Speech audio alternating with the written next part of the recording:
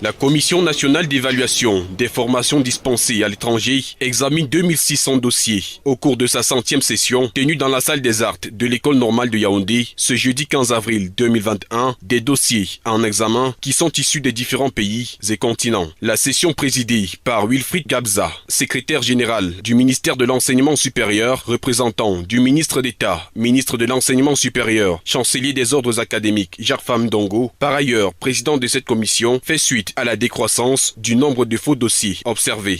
On constate que depuis plusieurs années, le nombre de faux diplômes part en descendante. Cette année, en tout cas pour cette commission, la 100e commission que nous tenons, ce jour, nous avons 17 faux diplômes. Et nous aurons en tout à examiner 2600 dossiers. Et il faut le dire, ce nombre de dossiers que nous examinons cette fois-ci viennent du fait que nous sommes dans une mouvance digitale dans le système d'enseignement supérieur qui permet à ce que le dossier soit vérifié de manière numérique. Par cette session, la commission invite également les personnes qui ont des difficultés avec leur dossier à s'assurer du suivi à l'endroit indiqué.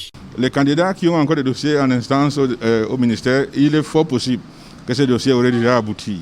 Parce que nous avons en instance 2000 dossiers d'équivalence déjà accordés et qui attendent à être retirés. Donc il faut que les usagers qui ont déposé le dossier à notre niveau passent vérifier l'état de lieu de leur dossier. La dite commission a pour mission de s'assurer de la qualité et de l'authenticité des diplômes et autres certificats académiques et professionnels en provenance de l'étranger et en circulation au Cameroun. La validation de ces dossiers obéit à certains critères. Il faut vérifier si l'établissement qui a délivré le diplôme est reconnu dans ce pays-là.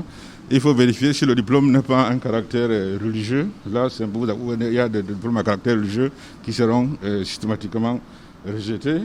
Et il faut aussi que le pays même aurait délivré le diplôme. Cette dernière s'inscrit en droite ligne de la politique de la nouvelle gouvernance universitaire prescrite par le chef de l'État, Paul Biya, laquelle politique est mise en application au sein du ministère de l'Enseignement supérieur, suivant la professionnalisation des enseignements, l'assurance, qualité et employabilité des diplômés de l'enseignement supérieur.